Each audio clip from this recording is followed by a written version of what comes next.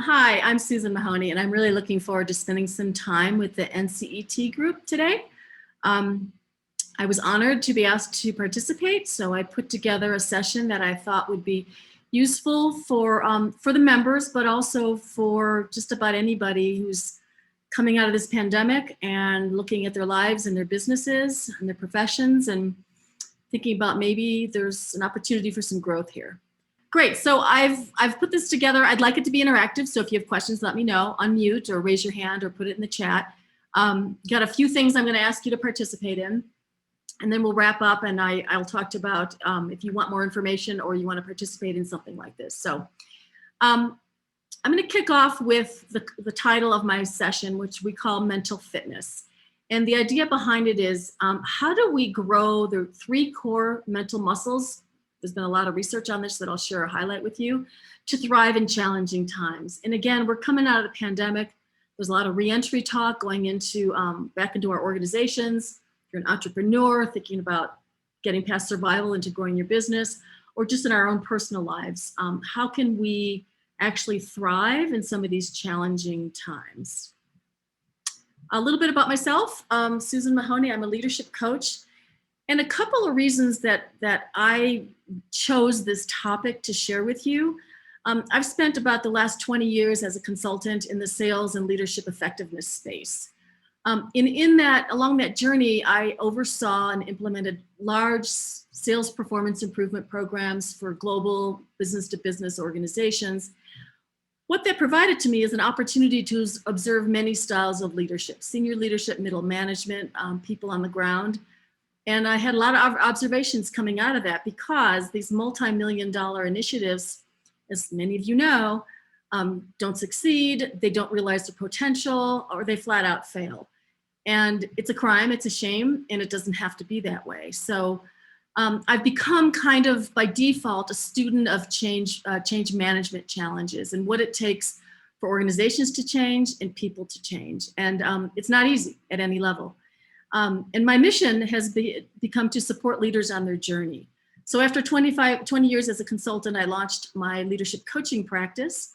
And my mission and my motto, you see at the bottom, is changing the world one leader at a time.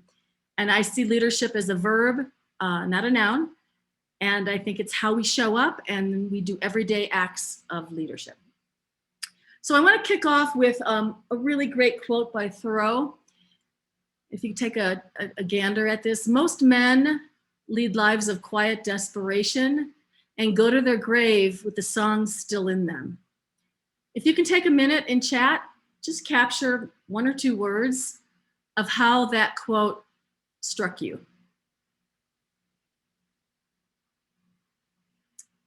And I will read out anything I see here, because when I first saw this quote, it really resonated with, with me.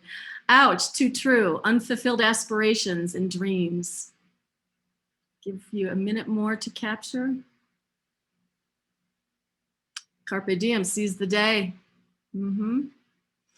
So you can continue to go on and capture that. I'm gonna move past, because this quote kind of sets up the premise of how do we access the song within us while we're still alive and vibrant, to be able to live the kind of life we want to live. Okay, my slides are not moving. I'm not sure why. Give me just a second here, sorry. Here we go.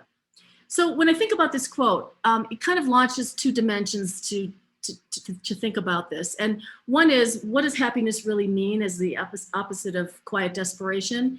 And also, you know, going to our grave with the song still in us, what does that really mean to us? I think under happiness, I think the modern version of Thoreau is, you know, constant stress, because this was 150 years ago. Anxiety, we're not good enough, disappointment with ourselves, disappointment with others, and kind of a collective category of general unhappiness, kind of the same as it was 150 years ago.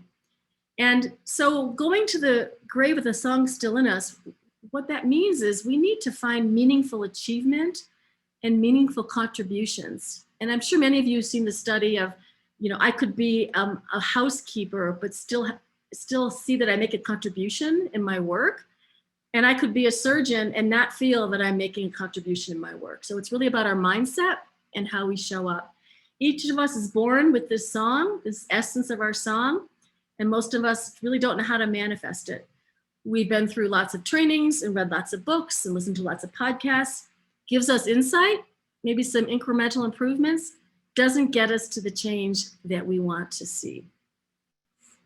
So I think about this in the concept of, if you think about, we have a tree in our garden and the tree is starting to fail. It's not thriving. So what do we usually do as an intervention?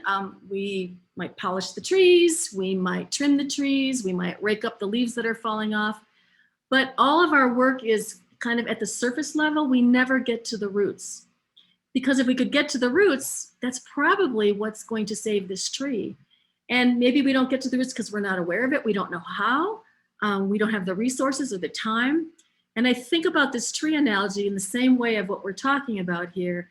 And that is, we can try to make these changes, but if we don't get to the root cause, most of the change is not sustainable. And I don't think I need to remind you what January 15th looks like. New Year's Eve resolution, I joined a health club, at least pre-COVID.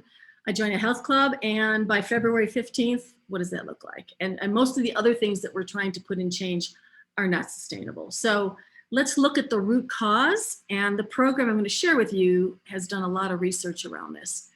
So mental fitness, it's part of a program, a company, a book called Positive Intelligence. And many of you are familiar with EQ, emotional intelligence, IQ, intellectual intelligence, and now we've come up with a whole slew of cultural quotient. Positive intelligence is really our capacity to respond to life's challenges with a positive rather than a negative mindset. And often it's a choice. We know people who respond to life's challenges positively. They recover from setbacks pretty quickly. They respond to change in a mostly positive way. And we know people who don't. And it's a choice, it's a mindset. So why do we want to do this? What's the purpose of it? Peak performance in a way that's meaningful, peace of mind, wellness, healthy relationships. So I love research, and I'm a research geek. I'm not going to take you through this, but what this slide represents is the research. Shirzad, Chamine, I'm going to share with you his background, did all this research, conducted this research, and developed a company, a book, and a methodology around it.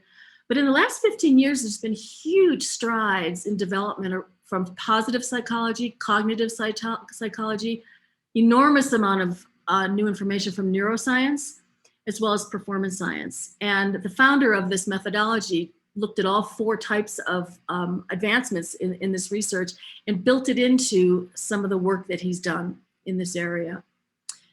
This is his book, Shirzad, Chamine.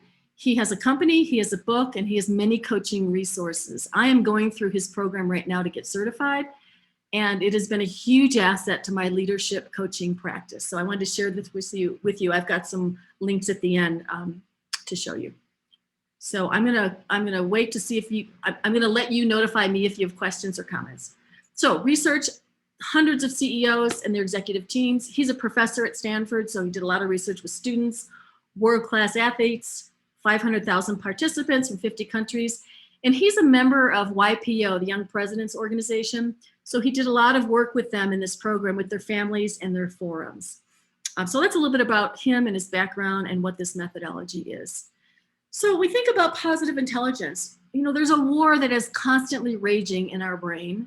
We all know this if we want to acknowledge it. And there's two voices. There's one voice that serves us, and that's our sage voice. And there's a voice that sabotages us, and that's our saboteur. The question is, what percentage of time is your mind using the voice that's serving you as opposed to sabotaging you? Every person has some level of self-sabotage. You know, when I talk to people about this, because it's relatively new, and I share with colleagues, friends, family, when I talk about saboteurs, there's always this look in their face like, oh, yeah, I know exactly what that is. I don't even have to explain it to them. We all know what this looks like. The question is, how do we really identify it, label it, control it, and shift it? And that's what we go through with this program. So the saboteur voice, it has roots in childhood. Sometimes we're born with it. Sometimes we develop it as survival. Even if we had a pretty nice childhood, we still developed some of these saboteur voices if we had siblings to deal with or other changes that happen. It can be a strength. At the root of all our saboteurs was at one time a strength. but it gets overused and becomes a liability. If you remember the quote from Sun Tzu, our strengths eventually become our weakness. That's what's happening here. So it becomes a default. Every new challenge, every new event that comes at us, our voice says, I'm not good enough. No one can do this as well as I can. I can't trust anyone. I like to blame people. And the sage voice is really our true voice. It's the voice that we were born with.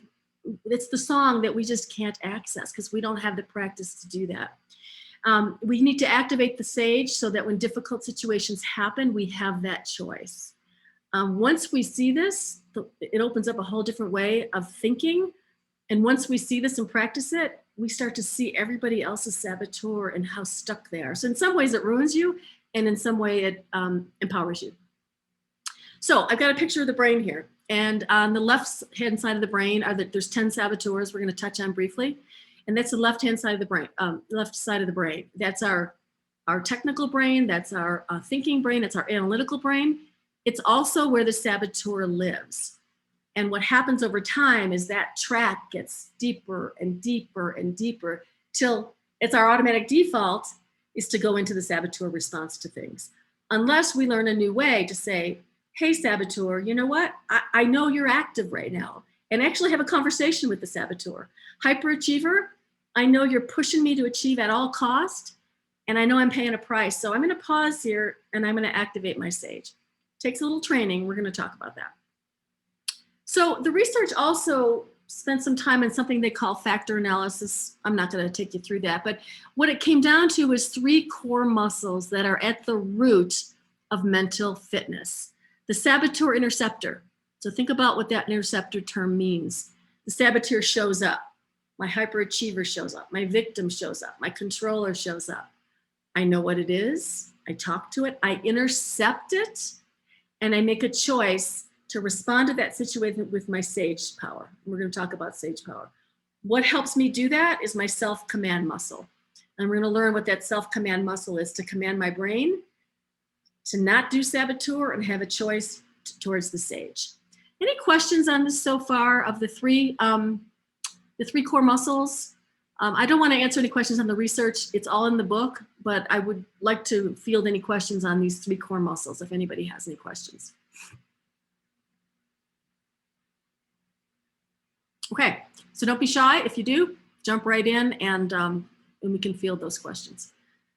All right, so we're going to take a look at the 3 of these briefly.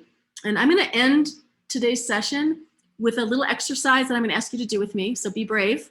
A little exercise that's going to help us get into our mental fitness mode. It's a 1-minute exercise. So first we're going to talk about the saboteur interceptor.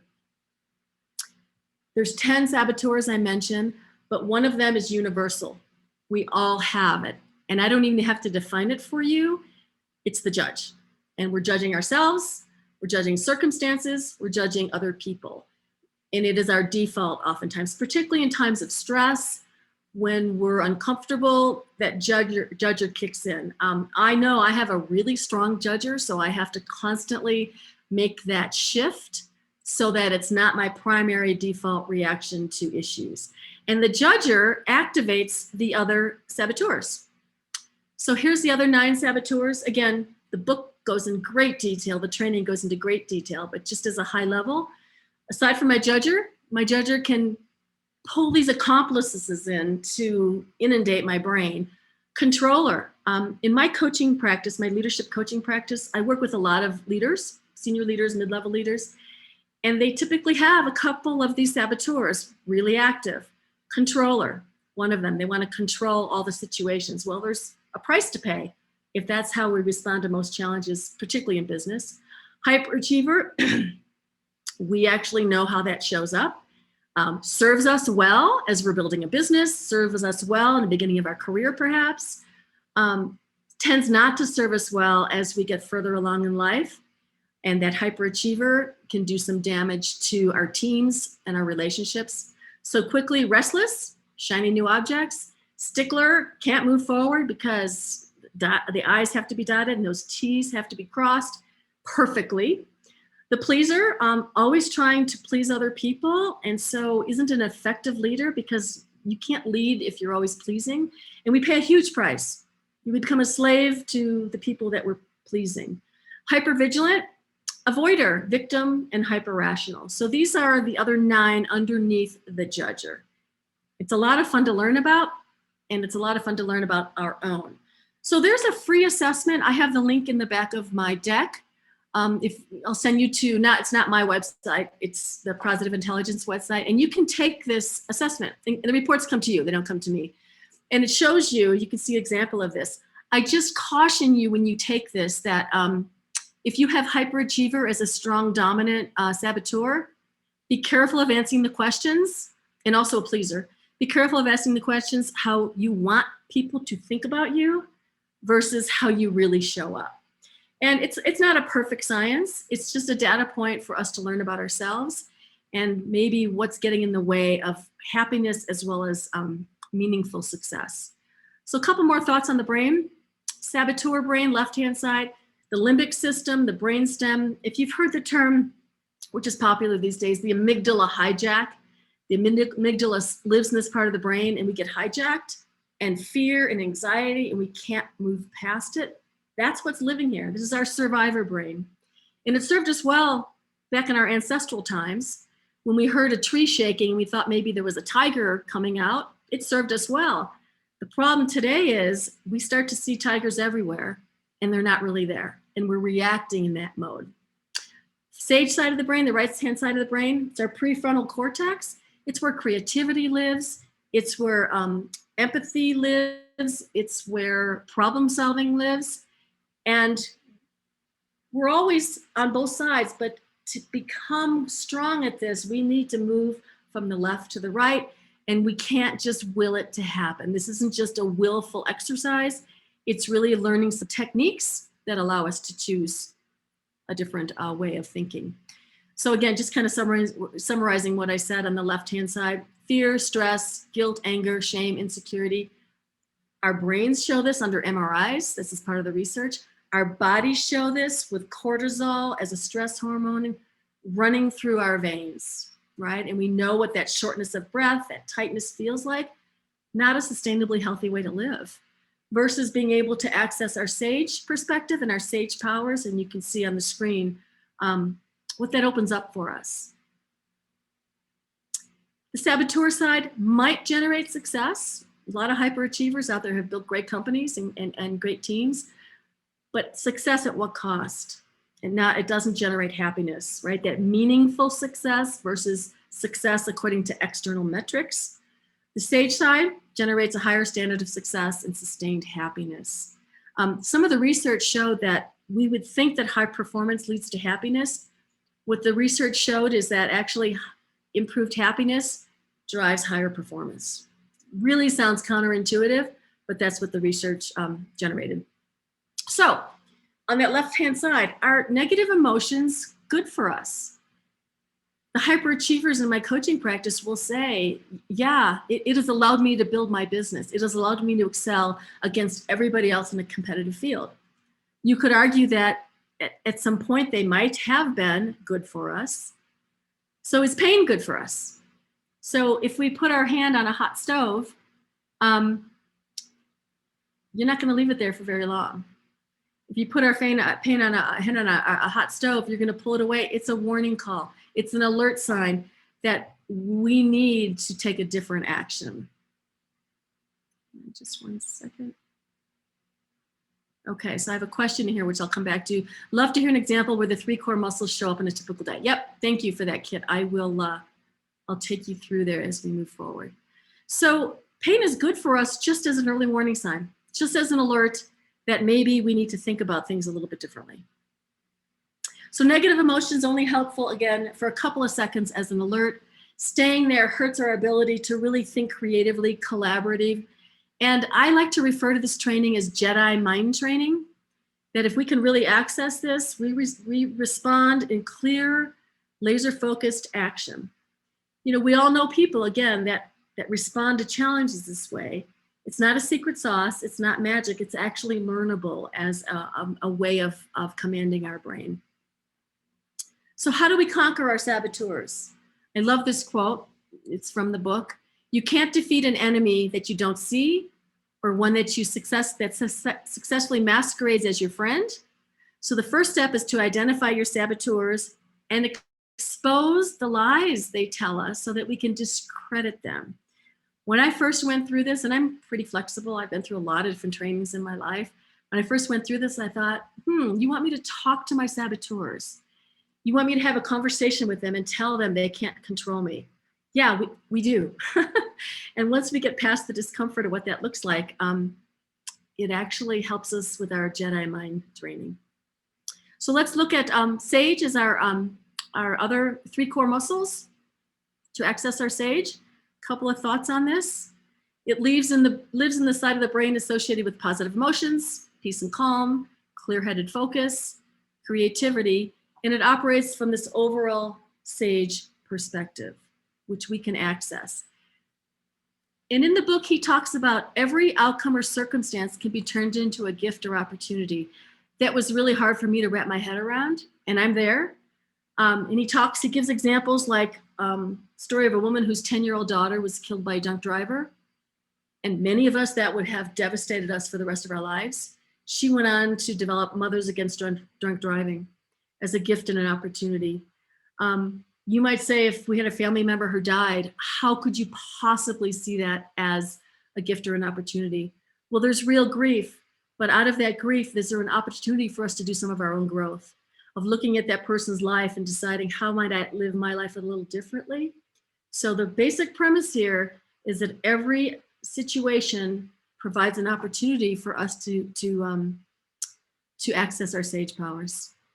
Here's the 5 sage powers. Again, I'm not going to go through them, but this is what we teach and this is what we go through in the program. And if you're not good at any of these, if you just think about, I want to access my sage power and get to the right side of the brain, we can do that. So empathize ourselves and others. It's interesting, as I've been working with this, one of the hardest people for us to provide empathy for is ourselves. One of the hardest people to provide forgiveness, which is a huge act that pulls from the sage power. Really hard to forgive ourselves. If we can't forgive ourselves, really difficult to forgive others. Explore as a sage power. Maybe I need to learn a little bit more before I jump to conclusions. If I'm a hypervigilant, I'm always jumping to quick conclusions that are mine. Explore helps us decide, you know what? Let me understand this a little bit more before I move to conclusions. Innovate. Maybe this is going to require some brainstorming from my stakeholders before we come to any kind of action. Navigate. Once we do that, what are the various paths and alternatives to the situation? And then activate. We don't need to follow these as a menu. We choose based on the circumstance. If we don't want to remember any of this and we say, you know what, if I can just activate my positive sage powers, pause and not be reactive, we're ahead of the game on this. Okay, let's look at self-command. It's our third mental fitness core muscle. So how do we get there? In the program, we talk about PQ reps, and it's positive quotient reps. These are the exercises, right? The only way we can get there is to practice these exercises. I'm going to jump back for a minute. Okay. To practice these exercises on a daily basis. And the idea being, and the research show that it's not the intensity of these exercises, it's not the length of time of these exercises, it's the frequency. And that was really interesting research for me to learn. It's the frequency of exercises that gets to change behaviors. So in the program, we talk about PQ reps. And I'll share with you some examples. We're going to do one together. And it's the PQ reps that build the self-command muscle. So I feel myself getting hijacked. I feel myself getting triggered by one of my saboteurs. I pause. And in coaching, we teach this anyway. If you don't want to be reactive, we pause and we choose a different response. Well, it's this pause and the choice that we actually are suggesting a couple of mental exercises that get us into our body that helps us make different choices. So the guy who developed all this decided he wanted a very simple operating system, because for some of us, we have a practice. Many of us have a meditation practice. I have a meditation practice, but I have to be in a certain setting, in a certain room with some music on. When I'm in the heat of a moment in a really contentious meeting, I can't access that environment that can help calm my mind. I need to be able to do it in the moment. And that's the value of this practice. So if you're in saboteur mode, stop. If you're in negative emotions, stop. Do some of these PQ reps, which quiets our saboteurs, activates our sage, assume the sage perspective, and that can now give us access to a different choice rather than the reactivity that we don't want. So a question you might ask is it really possible to shift from saboteur to sage response even in tough situations? We say, yeah, but that recovery is what matters. So if you think about elite athletes, think about professional tennis players, soccer players, and in the heat of the moment, they make a bad play, the best recover instantaneously. Now that took a lot of training and a lot of practice. They're able to shift from, why did you do that? You idiot. What were you thinking? How come the other team's playing this way? Oh, this field is horrible. To shake it off, access my sage power, get back in the game. We're suggesting that this mental muscle exercise, if we build it, allows us to quickly shift in the moment. But there's some research around how much of this we need to do in order to get to that state. Here's another piece of the research that really surprised me. Lasting change, only 20% of lasting change comes from insight. Now, I've spent most of my career doing corporate training, thinking that all the training and the books and the stuff we were doing was going to provide lasting change. And I saw that it actually didn't, in what they, based on the amount of money they spent putting in place, because insight only is about 20% of what contributes to sustainable change. 80% is tied to this area we call mental muscle. 80%, and it requires some physical and mental activity to cement this. Okay, so again, any questions? I'm going to allow you some time at the end, but as I'm going along. So here's what this looks like. PQ reps requires intense initial practice. As we get good at it, we don't have to do it as intensely, but we still have to have frequency. You can't defeat a gang of 10 bandits by sending in one new fighter per day for 100 days. So what we suggest is 15 minutes a day for 6 to 8 weeks to start to get the changes and see the effect of the changes that we're trying to accomplish. So let's practice. Before I do, I'm going to share with you a PQ rep that I did today. So I'm actually on vacation. I'm in this tiny little town in Colorado where my daughter lives. I was telling with Dave, I didn't know if there'd be good Wi-Fi here. I was completely guessing, but I had to do some printing today. And I went to the local printer, which is behind the fudge shop. So I went to the local printer today and I'm standing there waiting for my printing to be done. And I was starting to get, my saboteurs were all over this. First of all, my judger. Fudge shop in this little town. Oh my God, this guy doesn't know how to print. He's telling me he can't print from PowerPoint. Oh, look at this guy. You know, has he had any training in this? Look at this shop. So again, my judger was all over the place. My hyperachiever, how about I just go behind the counter and sit with him behind his computer and do the work, because he obviously can't do this, right? So we've all been there. All my saboteurs, I was getting agitated. And I thought, you know what, Susan? You know how to do this. Let's do a PQ rep. So I did. I closed my eyes. I took a couple of deep breaths. The exhale needs to be slow. I tuned into the sound because it has to be multi-sensory. I tuned into the sound. Oh, there's actually a water fountain right here. I didn't even see the water fountain. Oh, there's some music playing. There's some customers up front. Oh, so I'm tuning into this environment that I didn't even see. I only did it for like 2 minutes. It was what it was supposed to do. Calm me down, quieted my saboteurs, helped me access my sage and say, you know what? Don't let perfect get in the way of good enough. Whatever he knows how to print is all that's going to happen. So accept it. So this was big for me. My whole life has been spent on the saboteur side. So I'm first going to ask if anybody has any questions. I'm going to ask you to do this 1 minute practice with me. Give me a heads up if you're game. Give me a thumbs up if you're game. Good. I'm going to assume everybody had a thumbs up. All right. So what I'm going to do in a minute, I'm going to start. I'll keep time. It's just a minute or less if I feel people getting uncomfortable. I am going to ask you to close your eyes in a minute. I'm going to ask you to take 2 deep, slow breaths. And research has shown that breathing has this automatic ability to slow down our saboteur. So you can't do anything else but a couple of deep breaths, slow breaths. We're only going to do 2. What has to happen, it's multisensory, you have to tune into your body. And there's many of these exercises that the program provides. You have to tune into your body to get you out of your head. So that's what breathing does. That's what listening to sound, right? What's the furthest sound? What's the closest sound to us? What sounds are playing that I didn't even notice? And then come back. Now, some of these might be, I want you to tune into tactile. Some of them might be, I want you to move. All of them are multisensory, getting us out of our brain.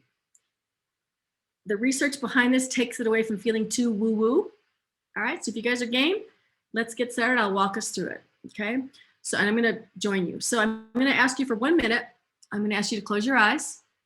No peeking, close your eyes. And I'm gonna ask you to do 2 really deep breaths, slow exhale, okay? Ready? 1.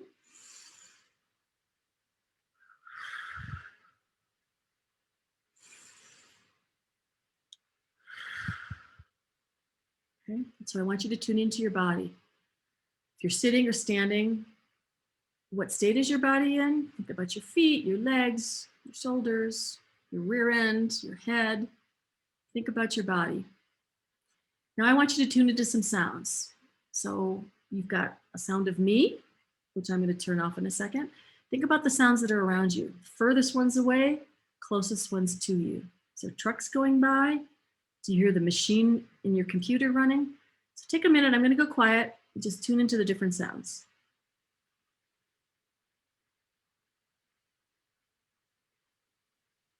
Okay, another deep breath. And come on back.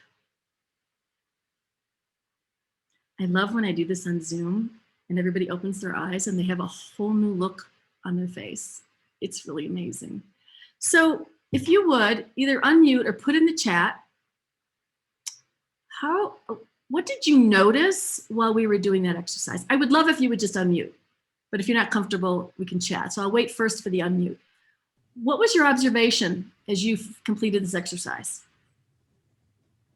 Like what we heard or what we, I mean, the whole thing, it took me out of my situation. I was, I closed the door to my office, but I could still hear everybody back there and the air conditioner is running. Had never noticed that before. Lovely, thank you. Any other observations? I could hear the evening news in the background in the family room that I didn't hear before. And did it make you happy or did it agitate you? It agitated me. Okay, so that data point, it can affect us, and we can just say, that's noise.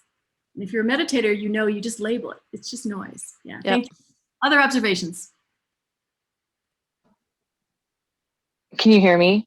Mm-hmm. I have 3 monitors, and when I had sat back and just listened, I can actually hear the motors somewhat in the monitors. Kind of just like hearing the lights, I guess, work off of them. Okay.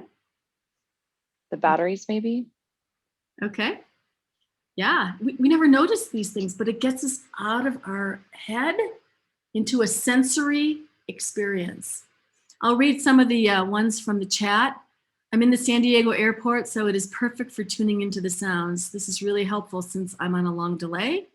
I hear the wind and then people talking. I felt removed physical tension, yeah. I can hear the constant intercom telling us to wear our masks. Again, we can react from a saboteur point, or we can just say, it's a data point, right? Lovely. Anybody else want to share verbally before I move forward?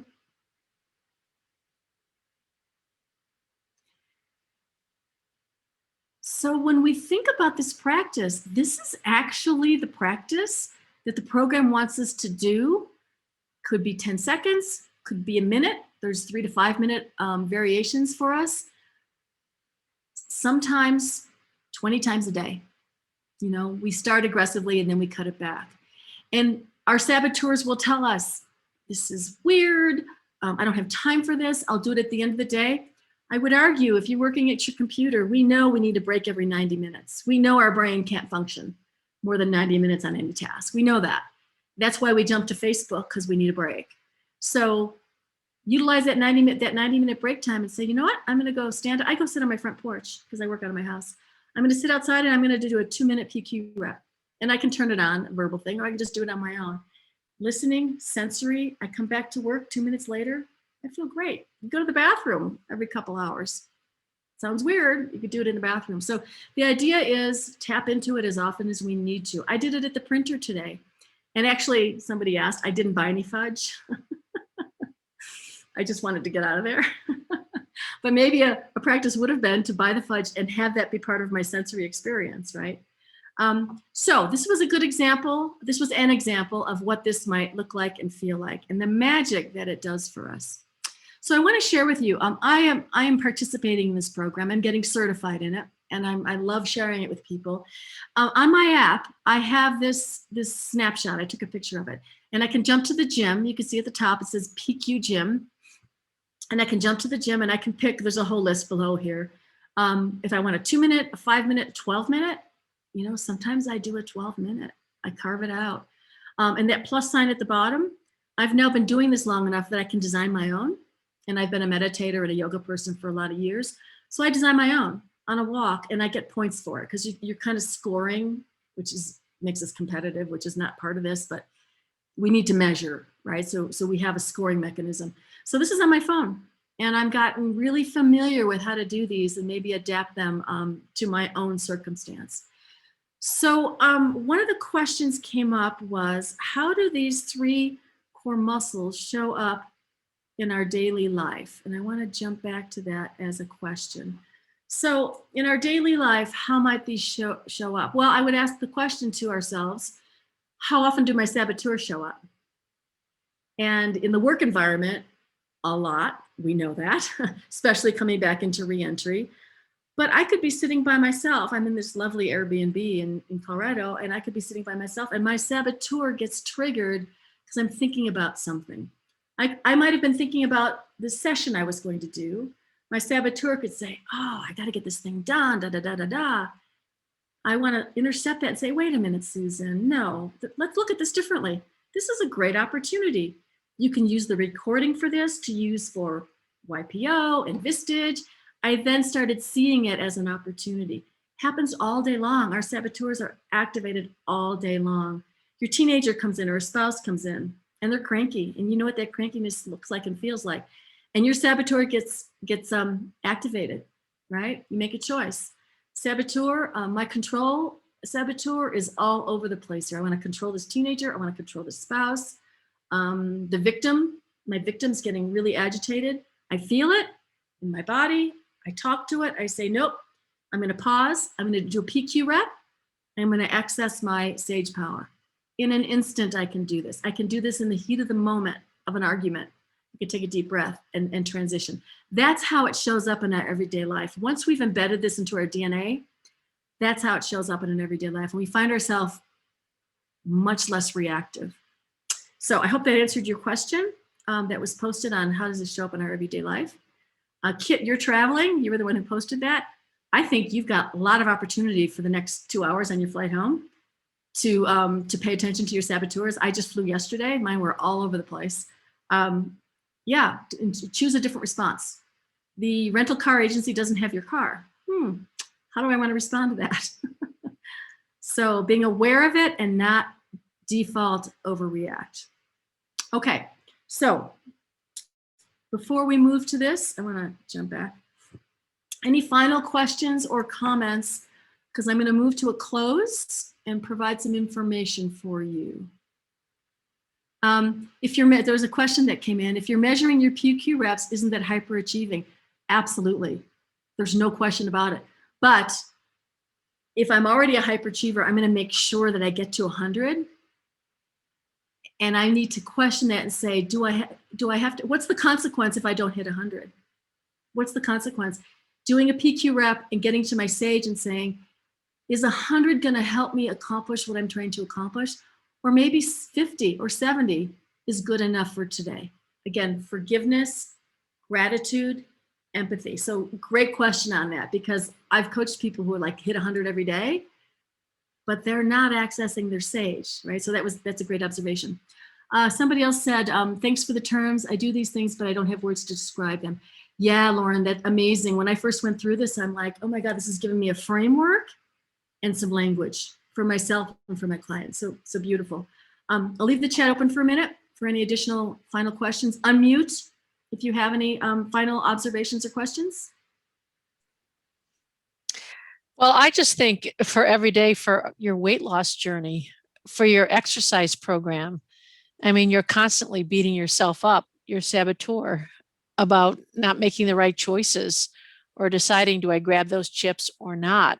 I mean, this is a great way to apply the principles you just talked about. Pamela, that's a great observation. Yeah, and in fact, in the book, he talks about applications to real life. And one of them is, a self-improvement program as a weight loss program.